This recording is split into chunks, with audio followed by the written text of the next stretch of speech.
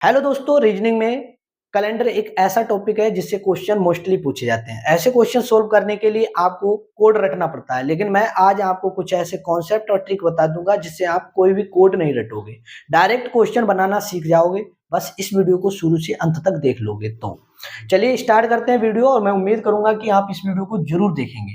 देखो, क्वेश्चन है कि 26 जनवरी 1950 को कौन सा दिन था।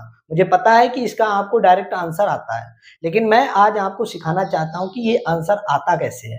तो यहाँ पर आपका क्वेश्चन जो है 1950 की बात कर रहा है, तो यहाँ पर 50 जो दिया गया है उसमें से आप एक कम कर दो। 50 में मेरे दोस्त एक कम करोगे तो 49 आएगा। अब देखो, 49 साल में कितने लीप ईयर होंगे, हमें लीप ईयर निकालने हैं। तो 49 को 4 से भाग करोगे। अब अगर हम 4 से भाग करेंगे तो मेरे दोस्त क्या आएगा, 4 से भाग दोगे, जो पूरा पूरा भाग जाए वही संख्या लिखनी है। 4 एकम 4, यहाँ 4 करोगे, फिर यहाँ 0 आएगा, 9 उतारोगे, 4 दूनी 8 आ जाएगा, यहाँ शेष बचेगा 1। शेष से हमें कोई जरूरत नहीं है, हमें सीधे पूरा पूरा भाजक संख्या पता चल रही है, यानी 12 लीप ईयर होंगे। इतने साल में कितने लीप ईयर होंगे, 49 साल में 12 लीप ईयर होंगे। अब आपको पता है कि ये वर्ष खत्म हो गया, अब वर्ष आ रहा है कि जनवरी से शुरू हो रहा है। जनवरी में देखो कितने दिन है, तो आप 26 दिन पता है। अब आपको इनको सबको जोड़ लो, फिर 7 से भाग कर दो, तो आपका आंसर आ जाएगा। और 7 से जो भाग करोगे, जो शेष बचेगा वही आपको जोड़ना है, वही घटाना है।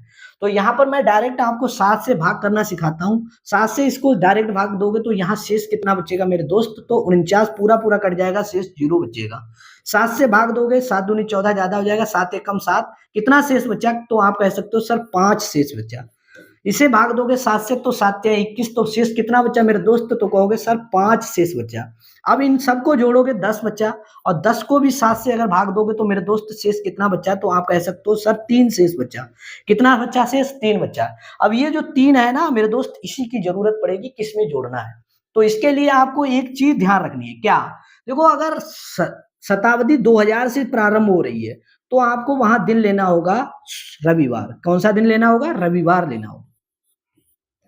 अगर वो 2000 सेंचुरी की बात हो रही हो तो वहां पर आपको कौन सा दिन लेना होगा, रविवार। अगर 1900 शताब्दी की बात हो रही हो तो वहां पर आपको दिन कौन सा लेना होगा, सोमवार लेना होगा। क्या लेना होगा, सोमवार होगा।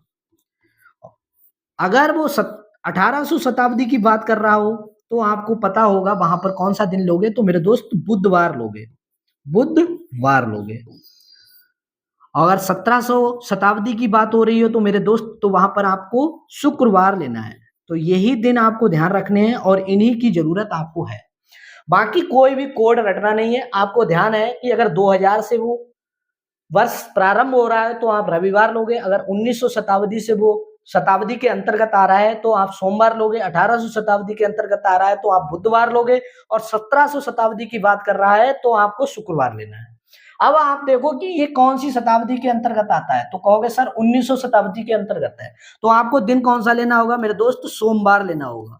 कौन सा, सोमवार। और सोमवार में मेरे दोस्त 3 दिन जोड़ने होंगे। सोमवार के बाद तीसरा दिन कौन सा आएगा, सोमवार के बाद मंगलवार, फिर बुधवार, फिर गुरुवार, यानी बृहस्पतिवार आएगा, गुरुवार आएगा। और आपका आंसर क्या हो जाएगा, सी ऑप्शन राइट हो जाएगा।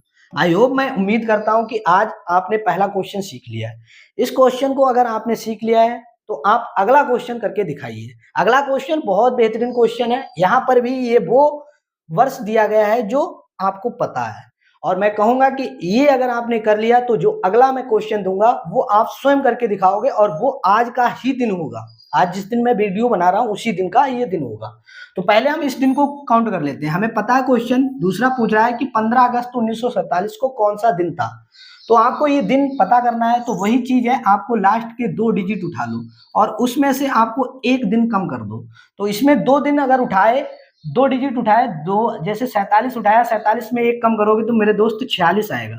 अब 46 साल में आपको क्या लेना है, लीप ईयर लेना है। 46 साल में कितने लीप ईयर होंगे, तो आपको मैंने बताया कि इसको 4 से भाग करना होगा। 4 से भाग करोगे तो पूरा पूरा जो भाग जाएगा तो क्या आएगा, 4 एकम 4, एक जाएगा, फिर कितना बचेगा, 4 दूनी 8 ज्यादा हो जाएगा, फिर एक ही आएगा। यानी 46 सालों में कितने लीप ईयर होंगे, 11 लीप ईयर होंगे।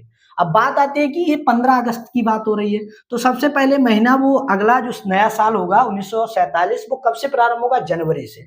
जनवरी के बाद फरवरी होगा, फिर मार्च होगा, फिर अप्रैल होगा, फिर मई होगा, फिर जून होगा, फिर जुलाई होगा, फिर अगस्त आएगा। यहाँ तक आपको पढ़ना है। तो आपको पता है कि अगर आप बात करो जनवरी की, जनवरी में मेरे दोस्त 31 दिन होते हैं, लेकिन इसे 7 से भाग करोगे तो शेष दिन कितने आएंगे? तो आप कहोगे सर 3 शेष दिन आएंगे। सीधे 3 ही शेष दिन लिख लो।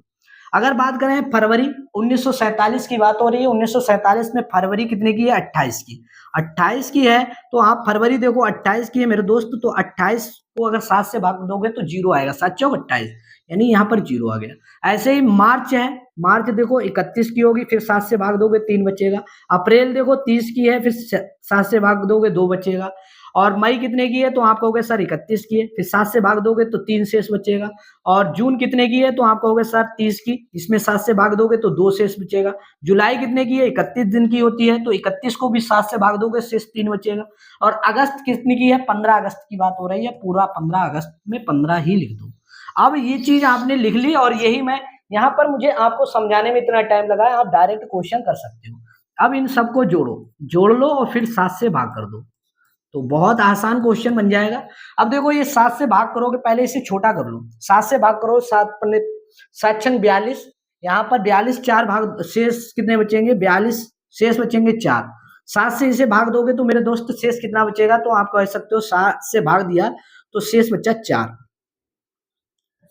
यहाँ पर 3 ऐसे उतार लो, फिर आप यहाँ देखो, यहाँ शेष बचा कितना? 4, यहाँ शेष बचा 4। अब इसको अगर आप देखो क्या होता है, 4 और 3 7 हो जाता है, और देखो 4 और 3 7 हो जाता है। जहां 7 बन रहा है वो हटाओ। अब ये 7 से कट जाओगे, 7 दूनी 14, शेष 1 बचेगा। अब देखो 3 2, यहाँ देखो 3 और 3 6 और 1 7, हटाओ।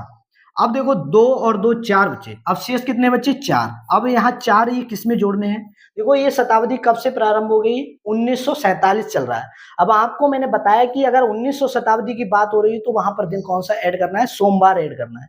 कौन सा दिन ऐड करना है? सोमवार। सोमवार में आपको मेरे दोस्त 4 जोड़ना है। कौन से दिन में? सोमवार में ही 4 जोड़ना है। सोमवार, सोमवार में अगर आप 4 दिन जोड़ोगे, जो 4 आपके शेष बच्चे हैं वो उन्हें जोड़ोगे, तो आप देखो सोमवार के बाद मंगलवार आएगा, मंगलवार के बाद बुधवार आएगा, फिर गुरुवार आएगा, फिर शुक्रवार आएगा। जो अगला आपका जो आंसर होगा मेरे दोस्त वो कौन सा होगा? शुक्रवार आंसर होगा। और आई होप, मैं उम्मीद करता हूं कि इसको आपने सीधे सीख लिया है, और यहाँ पर आपका आंसर डी हो जाएगा। और ये क्वेश्चन वो हैं जो सबसे ज्यादा मोस्टली पूछे जाते हैं। अब आपको क्वेश्चन इसका सही जवाब देना है। इसमें देखो कोई भी, आज जो मैं वीडियो बना रहा हूँ ये 7 अगस्त 2025 की वीडियो है, और इसका आपको दिन निकालना है। और देखो ये कैलेंडर से आसानी से निकल जाएगा। देखो कैसे, ये आपको पता करना है कि 7 अगस्त 2025 को कौन सा दिन था। तो यहाँ पर मैंने आपको बताया कि लास्ट के 2 डिजिट उठाओ और उसमें से एक दिन कम कर दो। देखो 2025 है, 25 में एक कम करोगे तो मेरे दोस्त 24 होगा। 24 साल में देखो कितने लीप ईयर होंगे? तो आप कहोगे सर 24 साल में पूरा कितना बन रहा है? 4 छंग 24, 6 लीप ईयर होंगे, पूरा पूरा कट रहा है तो लीप ईयर हो गए। अब बात आती है कि 7 अगस्त की। अभी मैंने बताया कि जनवरी में कितना, फरवरी में कौन से कितने विषम दिन होंगे? जनवरी, फरवरी, मार्च, अप्रैल, मई, जून, जुलाई, अगस्त, ये है। अब हमें पता है जनवरी 31 दिन की होती है, 7 से भाग दोगे तो 3 शेष बचेगा। अब देखो फरवरी, ये फरवरी हो रही है, 2025 की बात हो रही है, तो फरवरी यहाँ पर कितने की होगी? 0 की होगी, क्योंकि 28 दिन की होगी। मार्च 31 दिन की होगी, तो यहाँ पर 3 शेष। अप्रैल 2 शेष। मई में कितने? मई में 3, जून में 2, जुलाई में 3, अगस्त की बात हो रही है 7 अगस्त की। अब आपको ये करना है 7 से भाग करना है। 7 से भाग दोगे, 7 या 21, यानी यहाँ पर 3 शेष बचेगा। क्या शेष बचेगा? 3 शेष बचेगा। 7, अब 3 बचा। अब देखो 7 इससे काटना है, देखो ये 7 से पूरा पूरा 7 हट गया। अब देखो 6 है, 6 में अगर ये 6 है और इसमें एक और आ जाए तो यहाँ 2 शेष बचेगा, ये पूरा 7 से कट गया। देखो 3 और 2 5, और 5 और 2 7, ये हटाओ, हट गया। अब देखो 3 और 3 6, 6 अगर इसमें से एक कम कर दें, यहाँ शेष एक बचेगा, ये 7 हो जाएगा। 3 और 1 4, यहाँ पर आपके शेष जो बचेंगे दिन वो 4 बचेंगे। अब आपको देखना है कि ये जो 4 शेष बचे हैं ये किस में काउंट होंगे। अब देखो ये शताब्दी कौन सी प्रारंभ हो रही है, मैंने शुरू में बताया ये 2000 शताब्दी के अंतर्गत 2025 आता है, तो 2000 शताब्दी के अंतर्गत 2025 है। तो यहाँ पर आपको क्या करना होगा मेरे दोस्त, इसमें रविवार में ही आपको 4 दिन जोड़ने होंगे। रविवार में कितने दिन जोड़ने होंगे? 4 दिन जोड़ने होंगे। देखो रविवार के बाद क्या होगा? सोमवार, सोमवार के बाद मंगलवार, मंगलवार के बाद बुधवार, बुध के बाद गुरुवार। यहाँ पर आपका आंसर क्या हो जाएगा? गुरुवार, यानी बृहस्पतिवार हो जाएगा। यहाँ पर आपका राइट आंसर क्या हो जाएगा? गुरुवार हो जाएगा, जो सी ऑप्शन राइट है। आई होप, मैं उम्मीद करता हूँ कि ये चीज आपने सीख ली है। अगर आपने ये चीजें सीखी हैं और वीडियो आपको अच्छी लग रही है, वीडियो पसंद आ रही है, तो वीडियो को लाइक कर दीजिए, अपने दोस्तों के पास इसको शेयर करना, और पहली बार जुड़े हो तो चैनल को सब्सक्राइब कर लेना, जिससे आने वाली वीडियो आपको जल्दी मिल जाए। और अगला क्वेश्चन है, इसका आपको कमेंट करके आंसर देना है, और बहुत बेहतरीन क्वेश्चन है। आपसे पूछा गया है कि 1 जनवरी 2026 को कौन सा दिन होगा। बहुत बेहतरीन क्वेश्चन है, और इसका आपको कमेंट करके आंसर देना है। कमेंट करके आपको इसका आंसर देना है मेरे दोस्त, यहाँ इसका आंसर कमेंट बॉक्स में डालना है।